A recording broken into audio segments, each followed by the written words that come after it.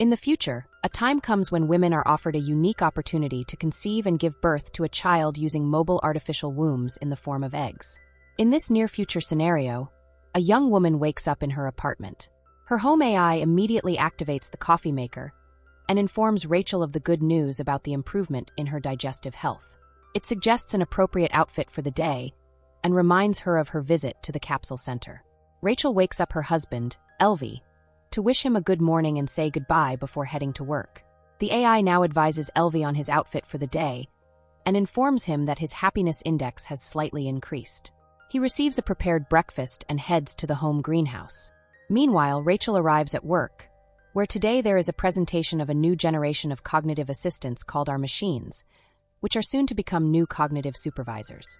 After the meeting, Rachel is invited by her supervisor, who is concerned about the possibility of her expanding her family, as they intend to offer her a promotion. Additionally, the corporation is willing to provide funding for the services of the Uterus Center, which Rachel appreciates. Following this, Rachel continues her work when she receives a call from the Uterus Center. There have been changes in their lists, and a spot has opened up, which the center can offer her. They schedule a visit, and Rachel settles into a relaxing chair, dreaming about her future child. During this time, her husband conducts a class in the botanical garden, where he shows students a fig fruit that he managed to grow naturally. He offers the young people a taste, but they view the fruit with disgust. Finally, one brave soul tries it. Meanwhile, Rachel shares the joyful news with her colleague and friend, Alice, and confesses that she hasn't told her husband about her visit to the center. Because of this, she has to consult her robot psychoanalyst, to whom she admits that her husband is very distant from her, as he is fixated on the natural world, which translates into his desire to have a child conceived, carried, and born naturally. The AI seeks an answer to the question of why this child would be considered natural, while one gestated in a capsule would not. What distinguishes them? Rachel is at a loss, unable to find the differences. Later, she and her friend go out for lunch, and while inhaling the pleasant aromas, Rachel agrees that she should talk to her husband about everything. She finds her husband watching a relaxing program, and he talks about his day. Elvie is disheartened by the fact that the younger generation doesn't know how to interact with nature, because no one taught them.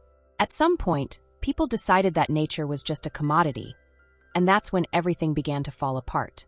The next day, Rachel goes to the Uterus Center, where she and others discuss how, when the birth rate dropped to 0, their newly established center took on the task of solving the problem. Women didn't want to have children because it was inconvenient for them. The Uterus Center wants them to live full lives and pursue their dreams without being distracted by children. The director of the center, Linda, welcomes the gathering and is ready to share the latest technological advancements. Humans have always managed to control nature, so why shouldn't women take control of childbirth? Linda gives a tour of the center, showing the capsule developed by scientists in which the baby grows. If parents don't have time to interact, they can always play music, audiobooks, or educational podcasts for the baby. Through an app, they can feed the child and monitor its development. One significant advantage is that children in the capsule are not exposed to viruses or toxins. The capsules operate autonomously for 48 hours. The fetus inside can hear everything happening around, so it's advisable for the mother to talk to the baby. After the discussion, Linda reminds Rachel of the need to make a deposit, but Rachel intends to talk to her husband first. Upon returning home, she confesses her intention to Elvie to have a child with the help of the Uterus Center, which upsets him. Not only did she make such an important decision on her own, but she also went to the center without him. Rachel apologizes and the couple reconciles. Rachel suggests to Elvie that they talk to Alice and her husband. The family goes to visit them. Alice enthusiastically discusses the opportunity for women to have a child without experiencing pain, suffering, or body changes. Meanwhile, her husband demonstrates a special belt for carrying the egg capsule, to which Elvie looks quite skeptical. He categorically refuses to hold the capsule at home. He can't shake the feeling that the egg is made of plastic. Rachel assures him that the child will perceive it as a real maternal womb, but Elvie remains unwavering. It's hard for him to accept that the child will be packaged in plastic. The wife suggests that he visit her robot psychotherapist. Although he initially takes offense at this advice, he eventually decides to go. However, after listening to the AI's advice, the man realizes that they completely misunderstand each other. Upon returning home and discussing the evolution that led humanity to grow children in capsules, he agrees to his wife's proposal because he understands how important it is to her. The next day, they go to the center, and although now a child can be made from any material, Rachel announces that Elvie will be the biological father. She allows nature to determine the child's gender. Linda leads them to a room where, on a large screen, future parents can witness the moment of conception. Later, they are brought a container with a fertilized zygote so they can admire it. The couple later informs Rachel's parents about the upcoming event. Rachel's father suggests that Elvie sell his countryside house since they never go there, but the man vehemently opposes the idea. While the capsule remains at the center, the future parents continue their usual lives. The day comes when the program connects Rachel to the capsule, and even though nothing can be heard from inside yet, she starts selecting music for the baby. At one point, she tries to see the baby, but she is told that it is kept in complete darkness until 7 weeks. Then one of the capsules sends a signal. It's time for birth. Even though everything is programmed, the baby doesn't always arrive at the appointed time.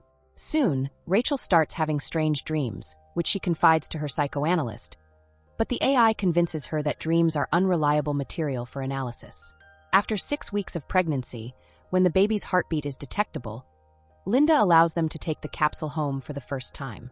She shows them the baby.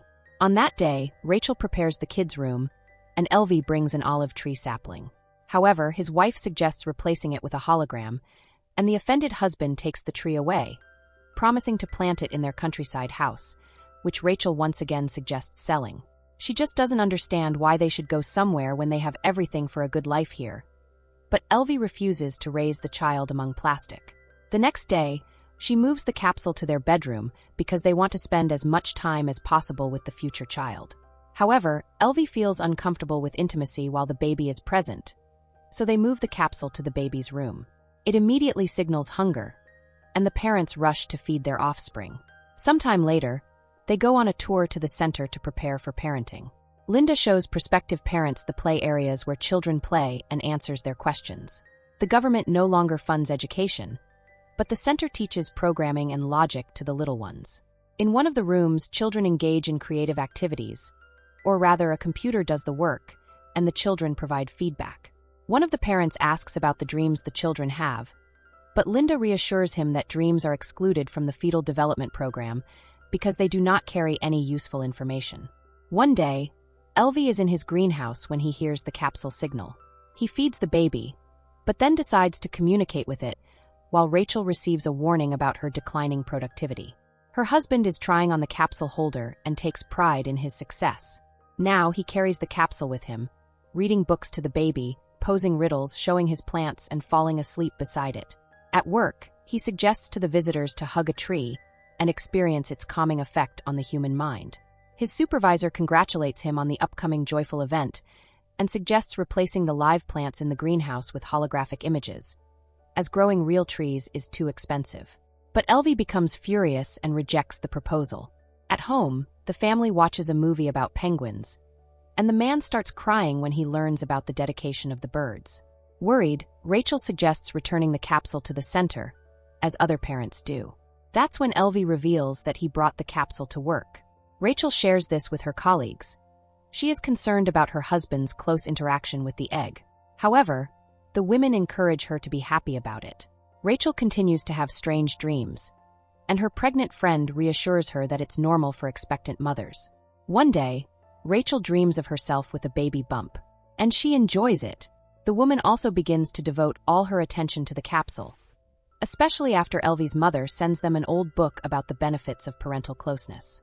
However, this starts to worry Rachel, and the couple goes to a psychoanalyst. Finding a balance is challenging because everything revolves around the child. Rachel becomes jealous of Elvie because he spends more time with the baby than she does. After all, she is the mother and should feel the baby. After listening to their argument, the AI asks for permission to connect to the capsule because it cannot take sides.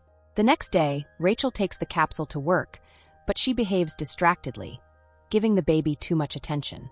Alice suggests placing the egg in a specially designated area where other future mothers' capsules are stored, because Rachel is becoming a distracted mother. Alice's capsule is kept at the center because it's more convenient for her. In the evening, Rachel, taking the capsule, hurries to the center for a parenting seminar, after which Linda suggests leaving the baby in the incubation area. The family reluctantly complies with the demand. The house becomes empty, and both husband and wife miss their capsule. One day, Rachel dreams of a seaside where she walks with the baby in her arms. She wakes up in tears and moves Elvie's little tree to the kids' room, surprising her husband. Meanwhile, at work, her boss is not entirely satisfied with her productivity, but Rachel assures her that everything is fine. Later, Linda informs them that the delivery day will be next Wednesday, as deliveries now occur in the 39th week. They can't afford babies being born earlier or later, as the capsules are in high demand. Parents must receive oxytocin, the love hormone, to prepare for the baby's arrival. However, the family shocks the director with a request to allow them to take the capsule home before delivery, even though it goes against the rules.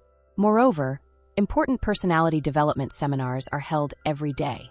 Linda suggests they take special tablets to regulate the baby's sleep, which greatly helps parents. The couple leaves, passing through protesting women who are against the capsules. Suddenly, Elvie returns and, taking advantage of the midwife being occupied with another patient, retrieves his capsule without permission. That night, Rachel dreams that she is buying her baby at a store, and they offer her a deal, 2 for the price of 1. Upon waking, she wakes her husband and asks him to take her to their countryside home to give birth in nature. Elvie rushes to the center and informs Linda that they intend to give birth at home. However, the director is strongly against it. The capsule is very expensive, and they cannot take risks. They must return the egg as soon as possible. Nevertheless, the family leaves for their coastal home. Rachel enjoys the surrounding nature, starting to understand her husband. They walk in the forest together and plant an olive tree. They often sit by the sea with the capsule until one night, it turns off. In a panic, Rachel suggests calling the center, but her husband reminds her that they still have 48 hours, and they must trust the child. They are awakened by the onset of labor, requiring a code to be entered, but they can't figure it out. So Elvie grabs a hammer. He opens the capsule and retrieves a beautiful, healthy baby. The happy parents embrace him. Early in the morning, Rachel puts the capsule in a box, takes it to the post office, and sends it back to the center. She then returns home, where her husband and son are sleeping on the bed. The creators of the film portrayed the absurdity of a possible social evolution quite delicately. Nothing terrible happened. People just became so lazy that they forgot about the joys of life. Why go out of town when you can visit a capsule garden, where you lie down and inhale the scents of the forest? And why go through the process of pregnancy and subject your body to stress when, after all, there's the capsule? So that's it. Hope you enjoy the story. Subscribe and press the bell icon for more videos.